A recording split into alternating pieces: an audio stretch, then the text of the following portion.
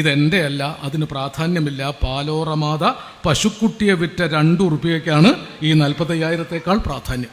അങ്ങനെ തന്നെക്കാൾ പാലോറമാതയെ പാവപ്പെട്ട മനുഷ്യരെ സ്നേഹിച്ച ഒരു മഹാവിപ്ലവ മനീഷിയും പാവപ്പെട്ടവരുടെ യഥാർത്ഥമായ പടത്തലവന്മാരിൽ ഒരാളുമായിരുന്നു EMS. ഉള്ളത് മുഴുവൻ അദ്ദേഹം നഷ്ടപ്പെടുത്തുകയാണ് ചെയ്തത്. അമ്മ മരിച്ചപ്പോൾ ആ ശവം കാണാനോ എന്തെങ്കിലും അന്ത്യകർമ്മങ്ങൾ ചെയ്യാനോ സാധിക്കാതെ ഒഴിഞ്ഞു നിന്ന് കരഞ്ഞ ഒരു കുട്ടി EMSലുണ്ടായിരുന്നു. അന്നത്തെ യാഥാസ്ഥിതിക ഏലംകുളത്ത് മന പടിയടച്ച് പിണ്ടം വെച്ചതാണ്. ഭാഗം കിട്ടിയപ്പോൾ അളവറ്റ സ്വത്തുണ്ടായിരുന്നു. ഇവിടെ ഈ പ്രദേശത്ത് അനേകം മുസ്ലിം കുടിയാന്മാരുടെ കയ്യിലായിരുന്നു ആ ഭൂമി.